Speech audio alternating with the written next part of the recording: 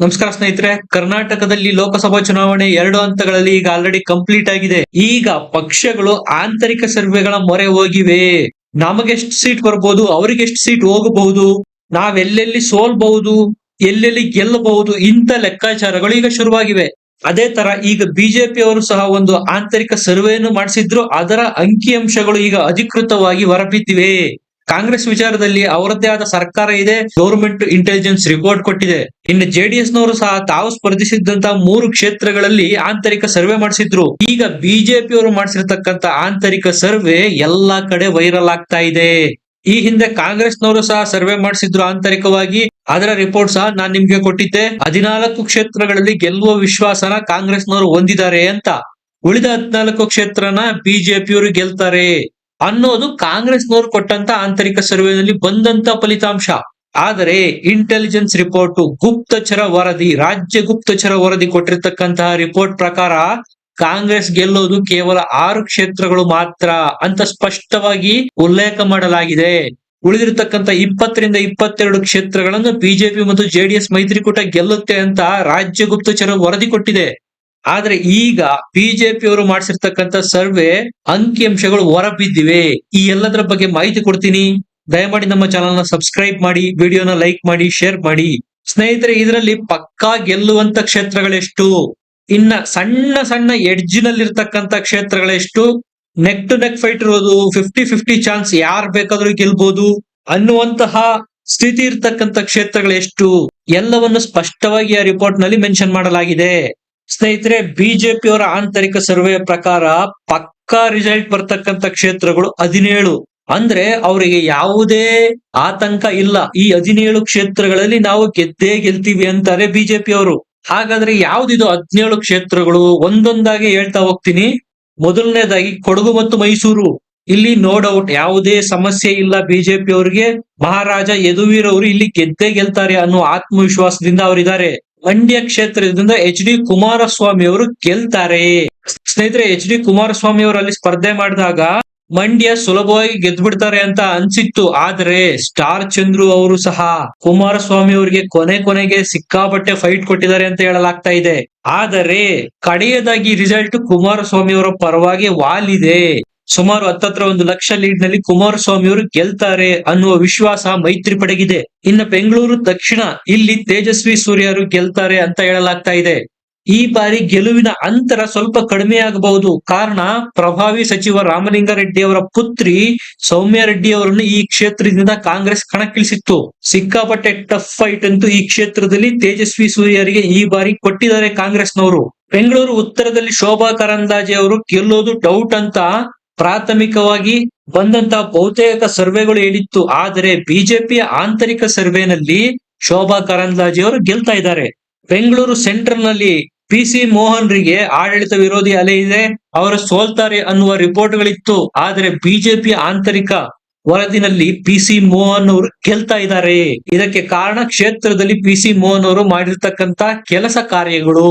ಚಿಕ್ಕಬಳ್ಳಾಪುರ ಕ್ಷೇತ್ರ, ಈ ಬಾರಿ ಇಲ್ಲಿಂದ ಡಾಕ್ಟರ್ ಸುಧಾಕರ್ ಅವರಿಗೆ ರಾಜಕೀಯವಾಗಿ ಪುನರ್ಜನ್ಮ ಸಿಗಲಿದೆ. ಕಾಂಗ್ರೆಸ್ ರಕ್ಷಾರಾಮಯ್ಯ ಅವರನ್ನು ಕಣಕ್ಕಿಳಿಸಿತ್ತು. ಅವರು ಬಲಿಜ ಸಮುದಾಯಕ್ಕೆ ಸೇರ್ತಾರೆ. ಈ ಕಡೆ ಸುಧಾಕರ್ ಅವರು ಒಕ್ಕಲಿಗ ಸಮುದಾಯಕ್ಕೆ ಸೇರ್ತಾರೆ. ಚಿಕ್ಕಬಳ್ಳಾಪುರ ಕ್ಷೇತ್ರದಲ್ಲಿ ಒಕ್ಕಲಿಗ ಸಮುದಾಯದ ವೋಟ್ಗಳು ಕ್ರೋಢೀಕರಣಗೊಂಡಿವೆ ಅಂತ ಹೇಳಲಾಗ್ತಾ ಇದೆ. ಇದು ಡಾಕ್ಟರ್ ಸುಧಾಕರ್ ಅವರ ಗೆಲುವಿಗೆ ಕಾರಣ ಅಂತ ಆಂತರಿಕ ಸಮೀಕ್ಷೆಯಲ್ಲಿ ಬಂದಿದೆ. ಕೋಲಾರ ಕ್ಷೇತ್ರದಲ್ಲಿ ಮೈತ್ರಿ ಅಭ್ಯರ್ಥಿ ಆಗಿರ್ತಕ್ಕಂತ ಜೆಡಿಎಸ್ ನ ಮಲ್ಲೇಶ್ ಬಾಬು ಅವರು ಗೆಲ್ತಾರೆ. ಸ್ನೇಹಿತರೆ, ಇದಕ್ಕೆ ಕಾರಣ ನಿಮಗೆ ಗೊತ್ತಿದೆ. ಮುನಿಯಪ್ಪ ಬಣ ಮತ್ತು ರಮೇಶ್ ಕುಮಾರ್ ಬಣದ ನಡುವಿನ ಕಚ್ಚಾಟದಿಂದಾಗಿ ಕಾಂಗ್ರೆಸ್ ಸೊರಗಿ ಹೋಗಿದೆ. ಕೋಲಾರದಲ್ಲಿ ಹೆಚ್ಚು ಕಡಿಮೆ ಅಲ್ಲಿನ ಕಾಂಗ್ರೆಸ್ ಅಭ್ಯರ್ಥಿ ಗೌತಮ್ ಅವರು ಅನಾಥವಾಗಿ ಹೋಗಿಬಿಟ್ಟಿದ್ದಾರೆ. ಯಾರು ಅವರಿಗೆ ಕೈ ಹಿಡಿದು ನಡೆಸೋರಿಲ್ಲ, ಸಪೋರ್ಟ್ ಮಾಡೋರಿಲ್ಲ. ಪರಿಸ್ಥಿತಿ ಹಿಂಗಿರುವಾಗ ಕಾಂಗ್ರೆಸ್ ಗೆಲ್ಲೋದಾದ್ರೂ ಹೇಗೆ?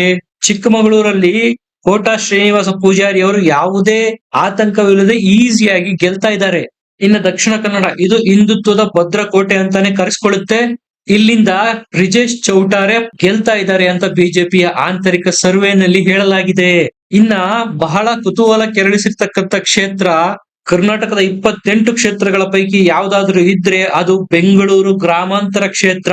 ಸ್ನೇಹಿತರೆ, ಚುನಾವಣೆ ನಡೆಯೋದಕ್ಕೂ ಮುಂಚೆ ಈ ಕ್ಷೇತ್ರನ ನಾವು ಗೆಲ್ತೀವಿ ಅನ್ನೋ ಲೀಸ್ಟ್ ಅಲ್ಲಿ ಬಿಜೆಪಿ ಹಾಕಿಕೊಂಡಿರಲಿಲ್ಲ. ಇದನ್ನ 50-50 ಚಾನ್ಸಸ್ ಇದೆ ಅನ್ನುವಂತಹ ತೀರ್ಮಾನಕ್ಕೆ ಬಿಜೆಪಿಯವರು ಬಂದ್ಬಿಟ್ಟಿದ್ರು. ಅಂದ್ರೆ ಯಾರ್ ಬೇಕಾದ್ರೂ ಗೆಲ್ಬಹುದು. ಹಾವು ಏಣಿ ಆಟ ಬೆಂಗಳೂರು ಗ್ರಾಮಾಂತರ ಕ್ಷೇತ್ರದಲ್ಲಿ ನಡೆಯೋದು ನಿಶ್ಚಿತ ಅನ್ನುವ ನಿರ್ಧಾರಕ್ಕೆ ಬಂದಿದ್ರು ಬಿಜೆಪಿ ಅವರು. ಆದ್ರೆ ಚುನಾವಣೆ ಮುಗಿದ ನಂತರ ಅದರ ಗ್ರಾಫ್ ಚೇಂಜ್ ಆಗೋದಕ್ಕೆ ಸ್ಟಾರ್ಟ್ ಆಯ್ತು. ಇದಕ್ಕೆ ಪ್ರಮುಖ ಕಾರಣ 2.5% ನಷ್ಟು ಹೆಚ್ಚುವರಿ ಮತದಾನ. 2,91,000 ವೋಟ್ಗಳು ಜಾಸ್ತಿ ಚಲಾವಣೆಯಾಗಿದೆ 2019ಗೆ ಕಂಪೇರ್ ಮಾಡ್ಕೊಂಡ್ರೆ. ಈ ಎಲ್ಲ ಮತಗಳು ಬೆಂಗಳೂರು ದಕ್ಷಿಣ, ಆನೇಕಲ್ ಮತ್ತು ಆರ್ ನಗರ, ಈ ನಗರ ಪ್ರದೇಶದ ಭಾಗಗಳಿಂದನೇ ಬಂದಿರೋದು. ಇದು ಬಿಜೆಪಿಗೆ ಗೆಲುವಿನ ಆಸೆಯನ್ನು ಚಿಗುರಿಸಿದೆ ಬೆಂಗಳೂರು ಗ್ರಾಮಾಂತರದಲ್ಲಿ. ಹಾಗಾಗಿ ಈ ಬಾರಿ ಹೃದಯವಂತ ಡಾಕ್ಟರ್ CN ಮಂಜುನಾಥ್ ಅವರು ಗೆಲ್ತಾರೆ ಅನ್ನುವ ಆಂತರಿಕ ಸಮೀಕ್ಷೆನ ಈ ರಿಪೋರ್ಟ್ ನಲ್ಲಿ ಹೇಳಲಾಗಿದೆ. DK ಸುರೇಶ್ ಅವರಿಗೆ ಅವರದ್ದೇ ಆದ ಪಕ್ಷದ ನಾಯಕರು ಕೈ ಕೊಟ್ಟಿದ್ದಾರೆ.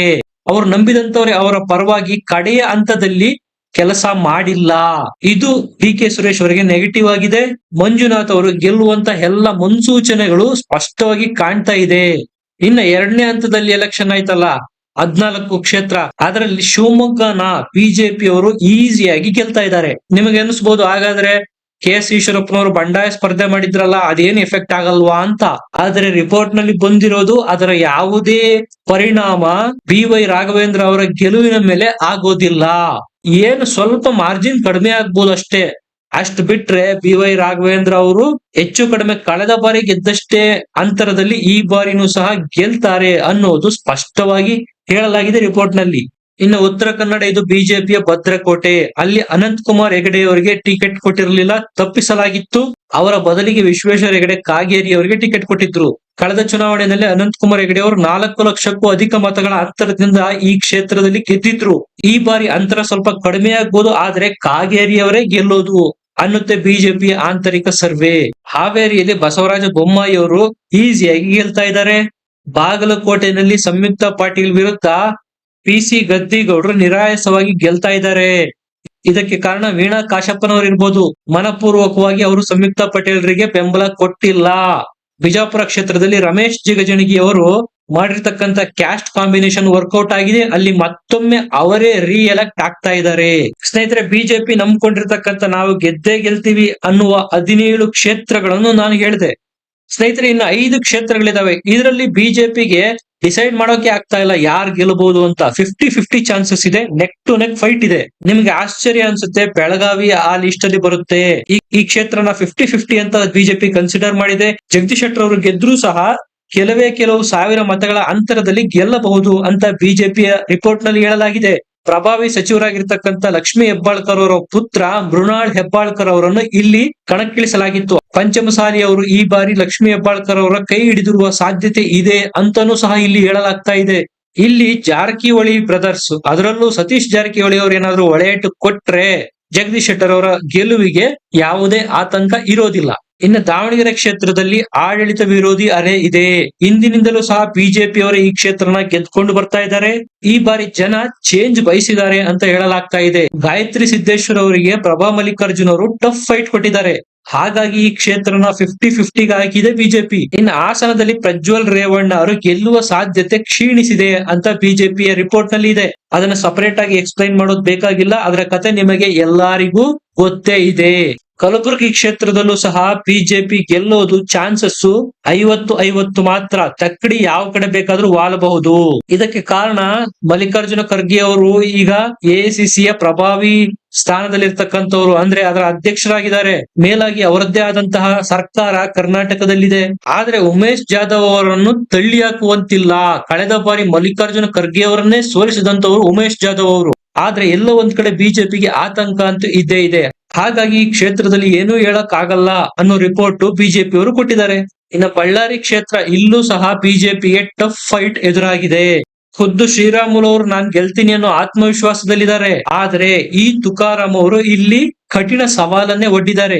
ಕಡೆ ಕ್ಷಣದಲ್ಲಿ ಯಾರು ಬೇಕಾದ್ರೂ ಬಳ್ಳಾರಿಯನ್ನ ವಶಪಡಿಸಿಕೊಳ್ಳಬಹುದು. ಬೆಳಗಾವಿ, ದಾವಣಗೆರೆ, ಹಾಸನ, ಕಲಬುರಗಿ, ಬಳ್ಳಾರಿ, ಈ 5 ಕ್ಷೇತ್ರಗಳು 50-50 ಹೇಳೋದಕ್ಕೆ ಸಾಧ್ಯ ಇಲ್ಲ ಅಂತ ಬಿಜೆಪಿ ರಿಪೋರ್ಟ್ ನಲ್ಲಿ ಹೇಳಲಾಗಿದೆ. ಇನ್ನು ಬಿಜೆಪಿ ಅವರು ಆಸೆನ ಬಿಟ್ಟಿರ್ತಕ್ಕಂಥದ್ದು ಅಂದ್ರೆ ಈ ಕ್ಷೇತ್ರಗಳಲ್ಲಿ ನಾವು ಗೆಲ್ಲೋದೇ ಇಲ್ಲ, ಅದರಲ್ಲಿ ತುಂಬಾ ಟಫ್ ಫೈಟ್ ಇದೆ, ಹೆಚ್ಚು ಕಡಿಮೆ ಇದನ್ನ ಕಾಂಗ್ರೆಸ್ನವರು ಗೆದ್ದಾಗಿದೆ ಅನ್ನುವಂತ ತೀರ್ಮಾನಕ್ಕೆ ಬಂದ್ಬಿಟ್ಟಿದ್ದಾರೆ.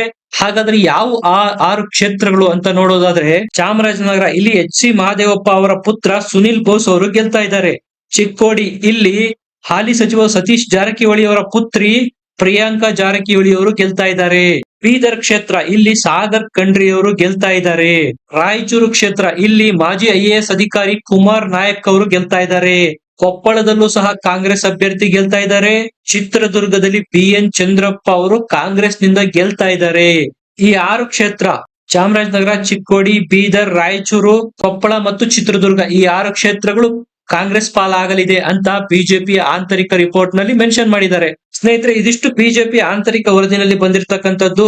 17ರಲ್ಲಿ ಗೆಲುವು ಪಕ್ಕ, 5 ಕ್ಷೇತ್ರಗಳು 50-50. ಇನ್ನು ಉಳಿದ 6 ಕ್ಷೇತ್ರಗಳಲ್ಲಿ ಯಾವುದೇ ಆಸೆನ ಬಿಜೆಪಿಯವರು ಇಟ್ಕೊಂಡಿಲ್ಲ.